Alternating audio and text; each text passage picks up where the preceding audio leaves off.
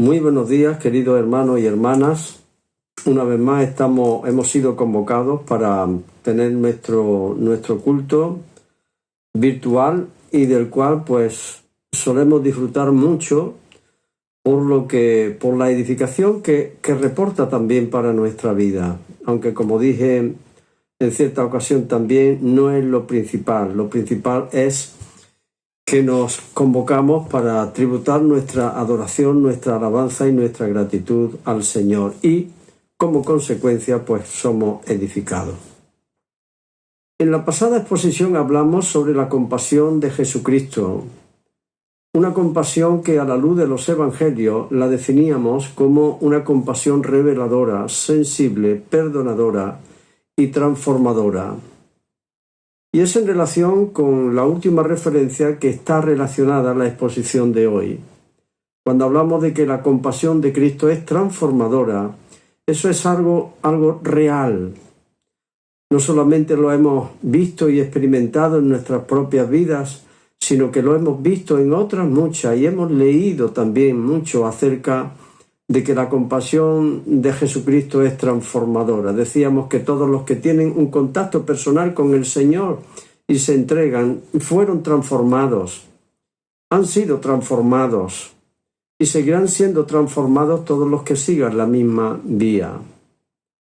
Ahora, siendo esto verdad, esa realidad va mucho más allá de lo que sugiere aún la palabra transformación, porque al fin y al cabo cada uno de los aspectos de nuestro cambio vienen a definir de alguna manera y aportar un dato más acerca de lo que es la obra de Dios en nuestras vidas.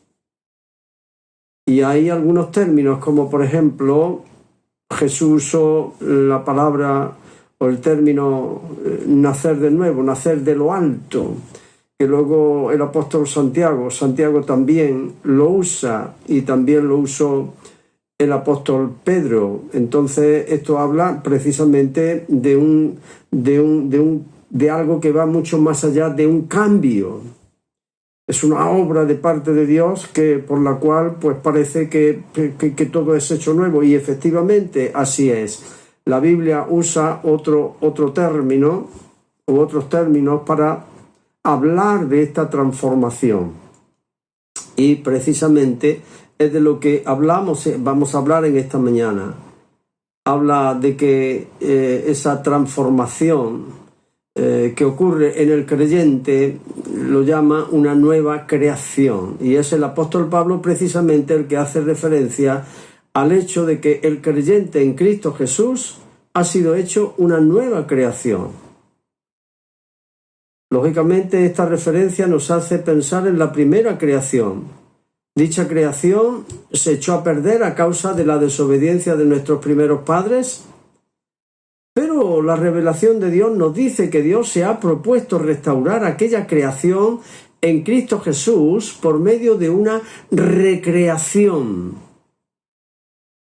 Así observamos que en los escritos del apóstol Pablo aparecen 5 referencias a esta nueva creación, y cada una de ellas aporta una faceta diferente relacionada con el carácter y la naturaleza de esta nueva creación. Vamos pues a ver de manera breve cuáles referencias son estas y qué se dice en cada una de ellas.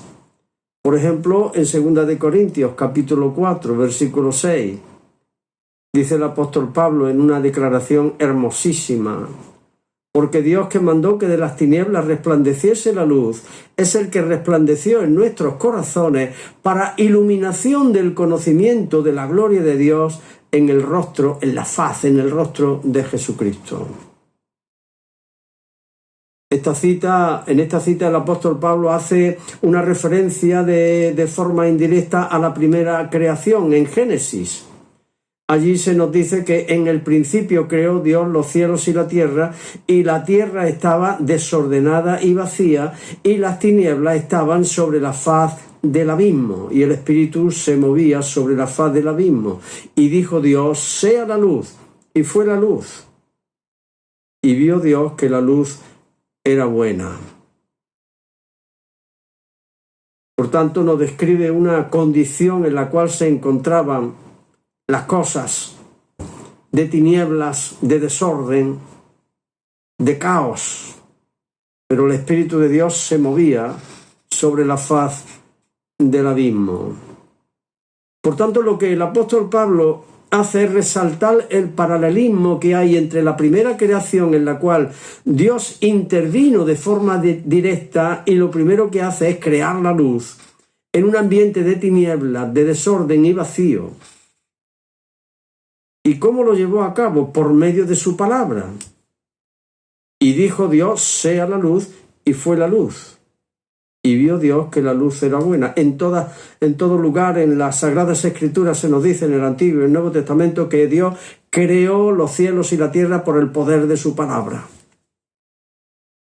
Y no es de manera diferente a cómo actuó en nuestras vidas en una condición semejante en la cual nosotros nos encontrábamos, de tinieblas, de desorden y de vacío. ¿Y cómo lo hizo? Por medio del poder de su palabra. Porque dice, porque el Evangelio es poder de Dios para salvación a todo aquel que cree. Porque el Evangelio es luz, porque presenta y trata sobre aquel que dijo, yo soy la luz del mundo, el que me sigue no andará en tinieblas, sino que tendrá la luz de la vida.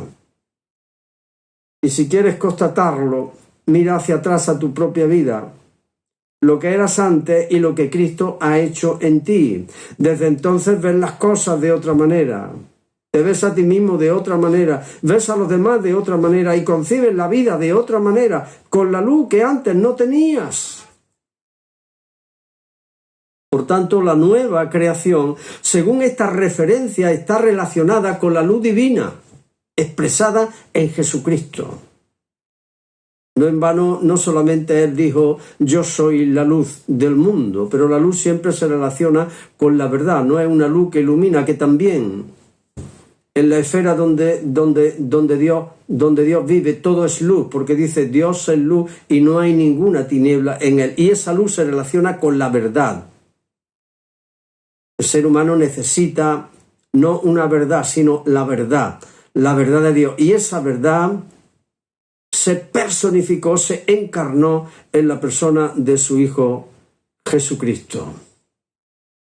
Por tanto, la nueva creación, según esta referencia, está relacionada con la luz divina expresada en Jesucristo. Y esa luz se relaciona a su vez con el conocimiento de Dios, con orden y con plenitud de vida. En segundo lugar, en Gálatas capítulo 6, versículo 15, hay otra declaración respecto a la obra de Dios, definiéndola como una nueva creación. Y dice, porque en Cristo Jesús ni la circuncisión vale nada, ni la incircuncisión, sino una nueva creación. Gálatas 6:15. En esta nueva referencia, el apóstol Pablo también hace mención de la nueva creación. La ocasión tenía que ver con que los judíos que se habían hecho cristianos demandaban de los que no eran judíos, es decir, de los gentiles que se hacían cristianos, que se circuncidaran para poder ser salvos. Tenéis que circuncidaros, si no, no podréis ser salvos, no entraréis en el reino de Dios. Y ese asunto dio mucho dolor de cabeza a los apóstoles y confundían a los creyentes, a unos y a otros. ¿Tenemos que circuncidarnos o no? Hasta que se celebró el concilio en Jerusalén y determinaron que esas demandas de los judíos convertidos no eran necesarias seguirlas por los gentiles convertidos. La circuncisión era la señal del pacto que Dios hizo con el pueblo de Israel bajo la dirección y el gobierno de Moisés. Pero eso ya había pasado con Cristo Jesús, ya había quedado atrás. Ahora ya estaban y estamos en el nuevo pacto, mejor y superior que aquel pacto antiguo. Ahora no se trata de ser judío o no serlo, sino de una nueva creación en Cristo Jesús. Dicho de otra manera, no se trata de ser católico romano o protestante u ortodoxo o de cualquier otra religión. No. Dios no mira la religión que tengas, Dios mira si eres una nueva creación en Cristo Jesús. Por eso, como he dicho en alguna otra ocasión, cuando nosotros profesamos fe en la persona del Señor Jesús, nuestros familiares, vecinos y amigos decían: Ángel y Loli se han cambiado de religión, se han hecho protestantes. Pero nosotros sabíamos que no había sido hecho así, no era así la cosa. Nosotros sabíamos que algo muy superior e importante había sido hecho en nosotros. Y con el tiempo, pasado poco tiempo, supimos que Dios había comenzado en nosotros una nueva obra, una nueva creación. El que comenzó en vosotros la buena obra, dice el apóstol Pablo, la perfeccionará hasta el día de Jesucristo. Esa nueva obra es una nueva creación. En tercer lugar, hay otra declaración en 2 Corintios 5:17. Dice así: de manera que si alguno está en Cristo, si alguno vive en Cristo, si alguno está unido a Cristo, nueva criatura es. Las cosas viejas pasaron, he aquí, todas son hechas nuevas. ¡Qué declaración más tremenda! En esta otra referencia a la nueva creación que ha sido hecha, está siendo hecha en nosotros. Nuevamente tenemos que enfatizar que nuestra fe no se trata de haber abrazado una religión diferente a la que teníamos. No.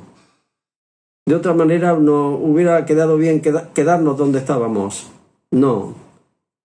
Sino que está relacionada con una obra divina que afecta a nuestra persona de forma integral y que tiene que ver con una nueva creación realizada sobre la base de la obra de Jesucristo a nuestro favor y por el poder del Espíritu Santo.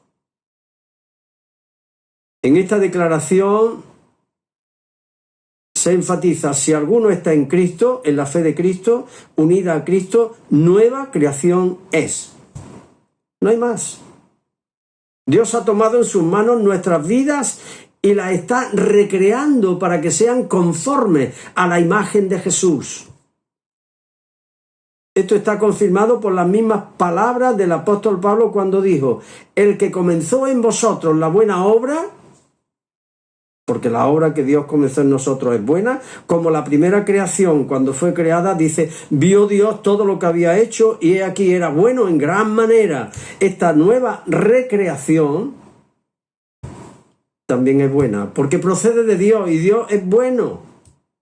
Dios es luz, Dios es amor, Dios es justo. Y cuando Él se propone hacer algo, lo hace bien. Y lo hace bueno, y lo hace motivado, y mucho más en este caso, por amor. Pero la declaración implica que las cosas viejas pasaron. Así que todo aquello que hicimos mal, o que nos hicieron mal, y por lo cual nos creaba problemas de culpabilidad, aceptación, adaptación, etcétera, etcétera, etcétera, ha quedado en el pasado y neutralizado por el nuevo poder creador de Dios que opera en nosotros para sanidad y para restauración. Piénsalo. Las cosas viejas pasaron. Y hay muchos que están enredados con las cosas antiguas, las cosas del pasado. ¡Ay, lo que me hicieron, si tú supieras! Eso no lo puedo olvidar. Y siempre surgen esos sentimientos de rechazo, esos sentimientos negativos, esos sentimientos de resentimiento y a veces de odio y de ira que surge dentro del corazón. La obra divina está a nuestro favor. Hay que tomar conciencia de esto, queridos hermanos y hermanas. La obra divina está a nuestro favor para neutralizar el poder que ejerce el pasado sobre nosotros. Y luego dice, las cosas viejas pasaron, he aquí todas son hechas nuevas. O sea, de igual manera que queda recogido en la declaración y el propósito divino, que todas las cosas son hechas nuevas. Estamos ante una nueva realidad. No debemos desanimarnos. Ante nosotros se despliega un mundo de posibilidades en el Creador totalmente nuevo. pero acorde siempre con su voluntad y con sus propósitos. Luego hay una cuarta declaración, no hemos terminado todavía. Estas declaraciones son tremendas. Hablan de la obra de Dios en nosotros, pero cada una de estas declaraciones aportan una faceta nueva de la obra de Dios en nosotros. Dice, porque somos hechura suya, creados en Cristo Jesús para buenas obras, las cuales Dios preparó de antemano para que anduviésemos en ellas. Efesios capítulo 2, versículo 10. Perdón. Ahora, notemos aquí, también se hace referencia otra vez a la nueva creación. En los versículos anteriores, Pablo hace referencia a la obra salvífica que Dios hizo por medio de Cristo. Él dice, porque por gracia sois salvos, por medio de la fe, y esto no de vosotros, pues, don de Dios, no por obras, para que nadie se gloríe. Y a continuación dice, porque somos hechura suya, creados en Cristo Jesús, para buenas obras. Es decir, cada texto en su contexto, si lo sacamos de su contexto, no vamos a usarlo como pretexto para hacer decir al texto lo que no dice. Pero encuadrado dentro de esta obra salvífica de Dios, por gracia sois salvos, ¿para qué? Para hacernos unas nuevas criaturas con el propósito de llevar a cabo buenas obras. Por tanto, ¿qué importancia tiene esta declaración al comienzo de la epístola a los Efesios? Para poder entender esta declaración sería necesario conocer el contexto cultural, religioso, político y social en el cual vivían los creyentes. La inmoralidad y la falta de ética, el robo, el engaño, la maldad campaban a sus anchas. Eso además de que mucho de ese comportamiento quedaba justificado con la práctica de la idolatría, envuelta con la inmoralidad, y que le daba una especie de barniz por el cual podía presentarse aceptable, más o menos, ante la sociedad. Cuando pensamos en el templo de Diana con 1000 sacerdotisas, prostitutas, ante las cuales iban los varones de Corinto y lo tenían como un privilegio prostituirse. En Éfeso pasaba igual. Pero bastaría leer los capítulos 4 y 5 de esta misma epístola para ver lo que decimos. Cuando ha tratado el aspecto teológico de lo que es la doctrina cristiana y ahora se entra en la vida práctica a partir del capítulo 4, donde dice que ya no andéis así, que andéis así, es decir, que no viváis así, pero que viváis de esta y de esta manera. Y el solo hecho de no participar con los demás de la sociedad en sus correrías y degeneraciones bastaba para ser insultados, ridiculizados y rechazados. Y de eso también deja constancia el apóstol Pedro en su primera epístola, capítulo 4, cuando dice, baste ya el tiempo pasado para haber andado en lujurias, en inmoralidad y en todo tipo de orgías y borrachera y todo eso. Y dice, a ellos les parece cosa extraña que ya no corráis con ellos en el mismo desenfreno de su disoluta vida y os ultrajan el solo hecho de no participar.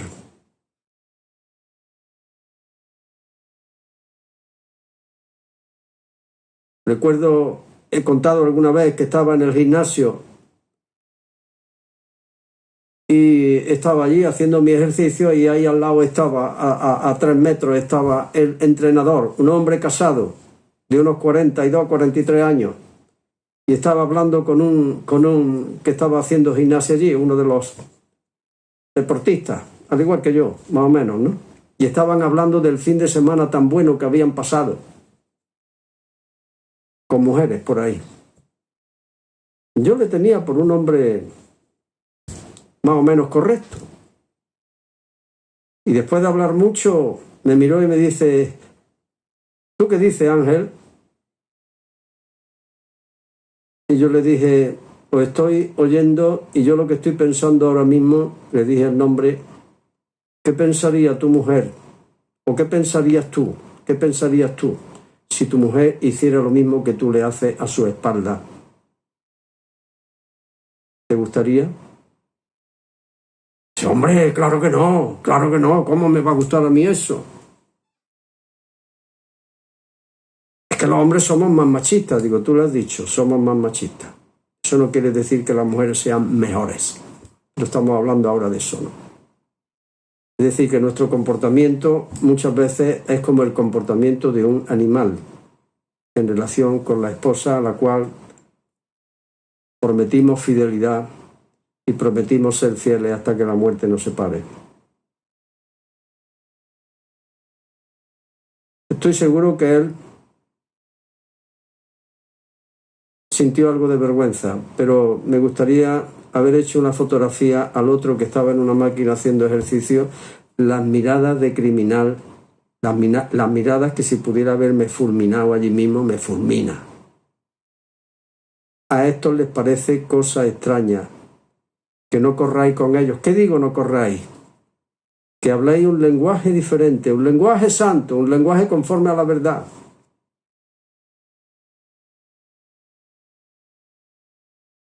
Os ridiculizan y si pudieran hacerlo así, quitarlo de en medio, os quitarían. Y ahora hay otra quinta referencia, donde dice en el capítulo 4, versículos 22 a 24, despojaos del viejo hombre que está viciado conforme a los deseos engañosos. Cuando uno de Éfeso o de Corinto o de aquella ciudad o de Roma profesaba fe en Jesús, él previamente ya había visto el contraste de lo que enseñaban los cristianos y de lo que él estaba viviendo. Y en su corazón deseaba, y lo deseaba con todo su corazón, salir de esa miseria, de esa basura.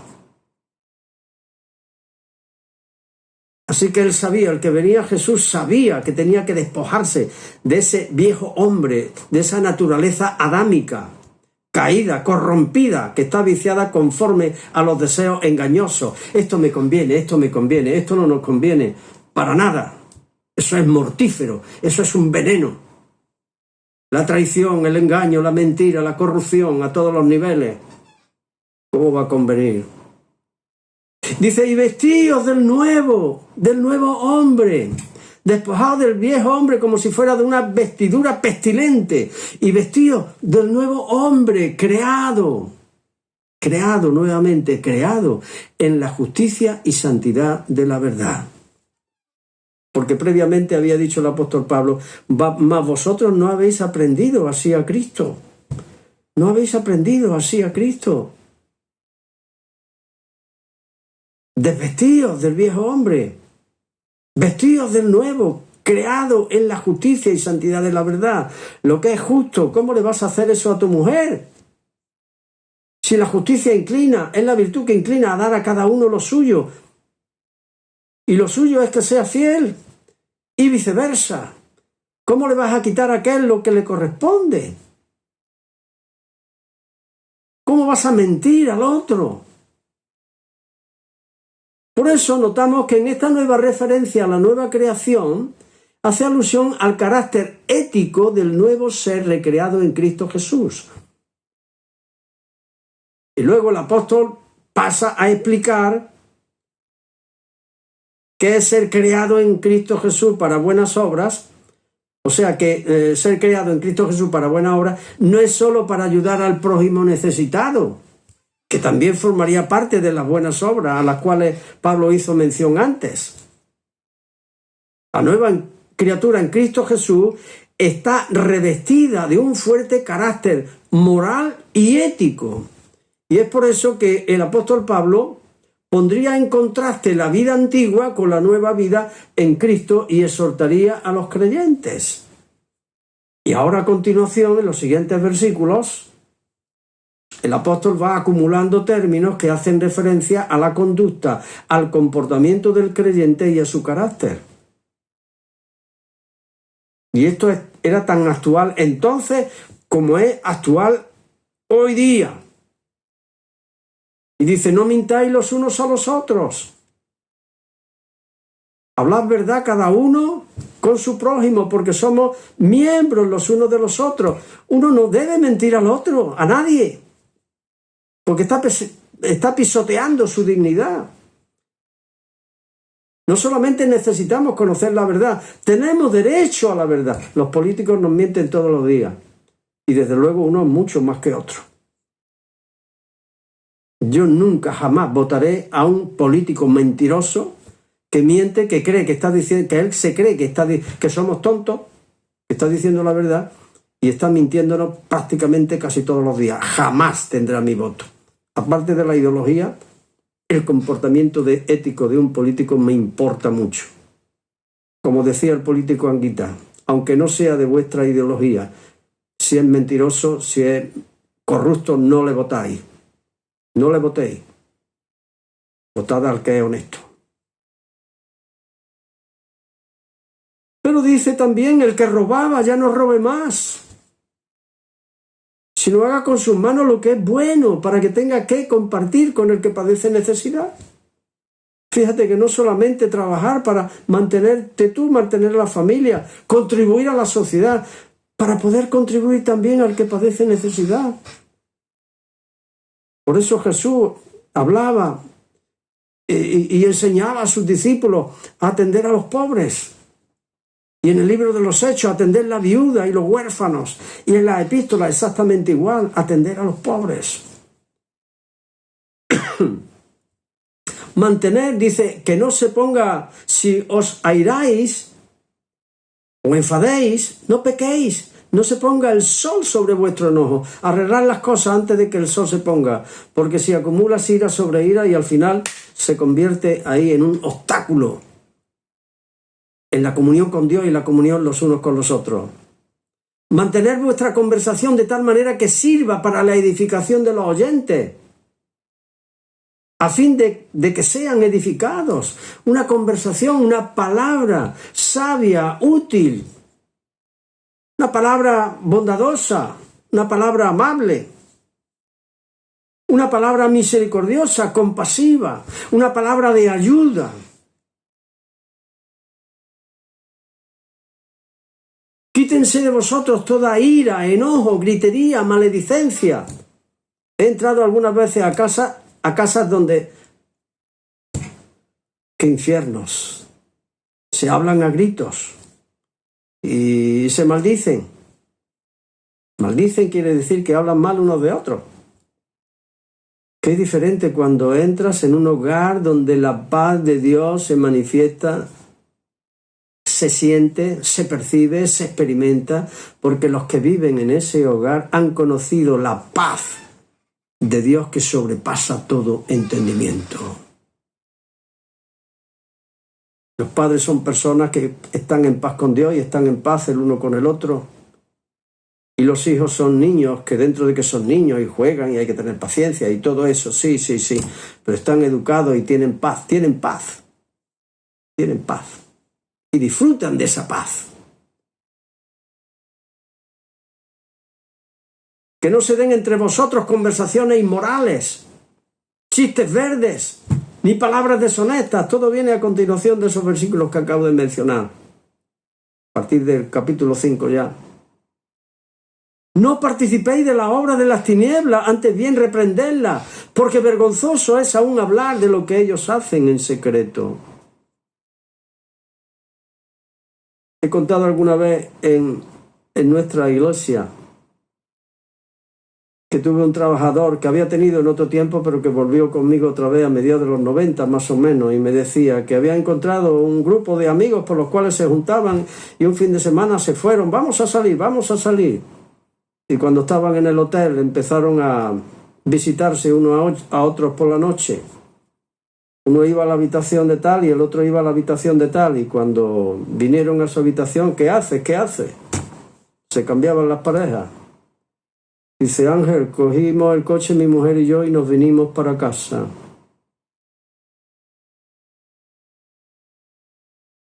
No participéis de la obra infructuosa de las tinieblas, antes bien reprenderlas. No hace falta decir, eso está mal. A veces hay que decirlo. El creyente muchas veces con su comportamiento ya lleva implícita la denuncia. Dice, porque vergonzoso es aún hablar de lo que ellos hacen en secreto. Hoy día pasan las mismas cosas. Quizás en una cultura como la nuestra la cosa queda un poco más disimulada, pero no nos engañemos. Es posible que en aquella cultura las cosas se hicieran de forma mucho más descarada. Pero para el que todo lo ve, todo lo oye, todo lo sabe, da igual que las malas obras se disimulen y se traten de ocultar de su vista. Él lo ve y lo sabe todo. Por otra parte, los cristianos debemos ser conscientes de que somos nuevas criaturas creadas en Cristo Jesús para buenas obras. Y tenemos que saber, y de hecho lo sabemos por la palabra y por el Espíritu Santo, que aquello que está mal no debe tener lugar en nuestras vidas. De ninguna manera.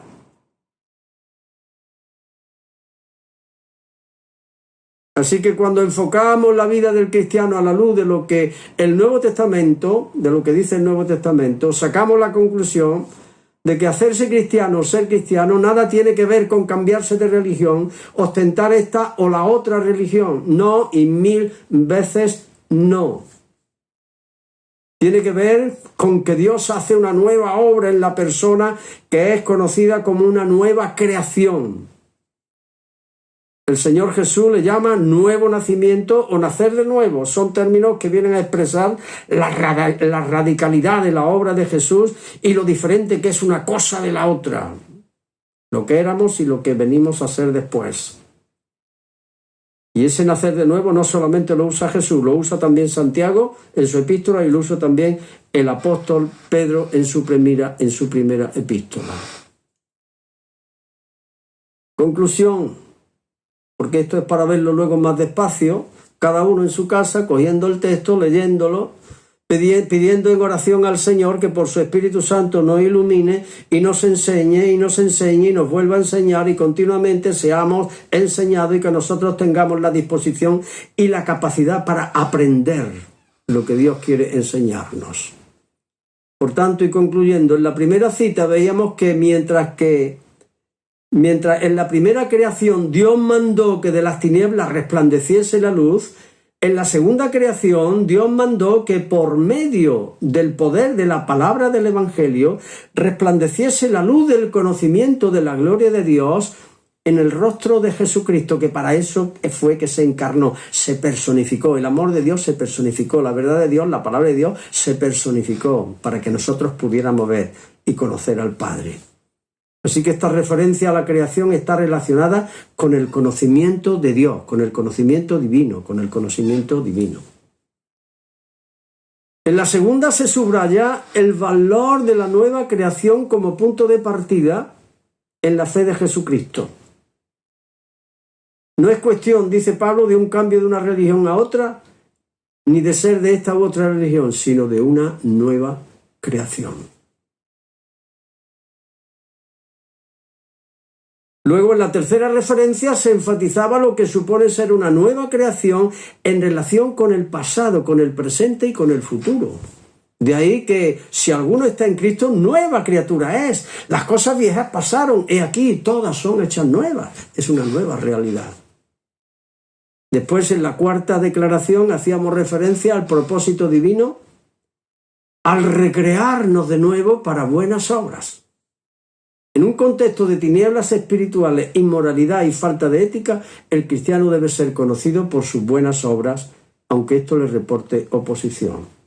Hay una medida ahí bien recogida por el apóstol Pablo en Filipenses capítulo 4, versículo 8. Todo lo que es verdad, todo lo puro, todo lo amable, todo lo que es de buen nombre, si hay virtud alguna, en esto pensad. Por eso tenemos que ser amantes de lo bueno y ser ejemplos del bien. Y en la quinta declaración se nos muestra el carácter moral y ético de la forma de ser del cristiano y su comportamiento.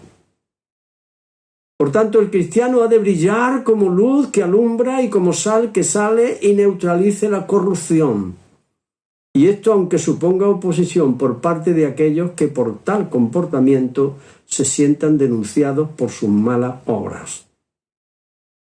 Conocer estas cosas y tomar conciencia de ellas hará que nuestras vidas sean eficaces en el cumplimiento del propósito de Dios para con nosotros y su iglesia. Y eso en el medio donde Él nos ha puesto. Que el Señor bendiga su palabra. Amén.